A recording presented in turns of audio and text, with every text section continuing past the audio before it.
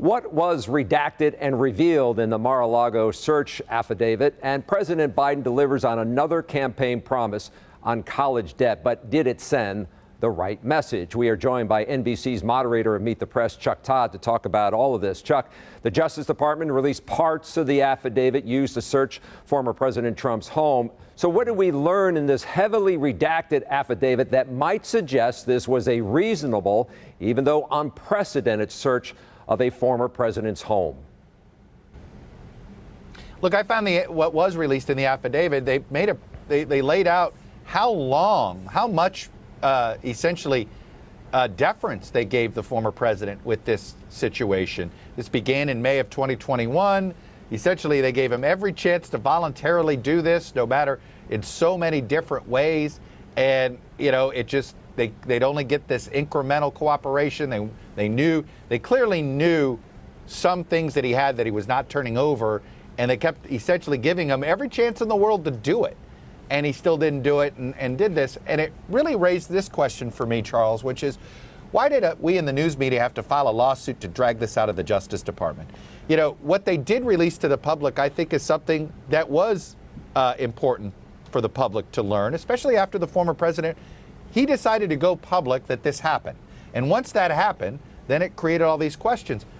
Justice Merrick Garland, I would argue, in that when he came out in the first 48 hours to give a little bit of a statement on what happened, not much, but try to reassure that it was, you know, not politically driven and that, I think they'd have been much better served if they had released this rationale.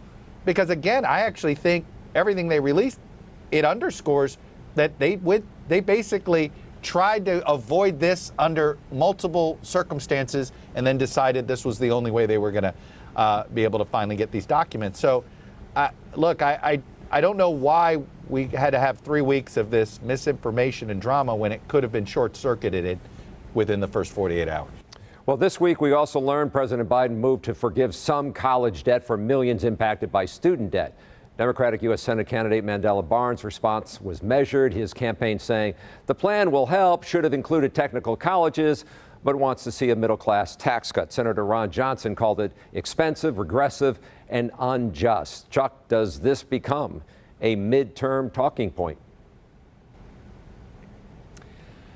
Well, if it does, it means somehow the abortion issue disappeared. And I say this because, look, I think in pure political terms, look, I think this is, I think the mistake here is they didn't address the core cause of these high prices. They just simply did some of this relief. But ultimately, the people that get relief will never forget, and the people that don't like this will probably move on to another topic in a week.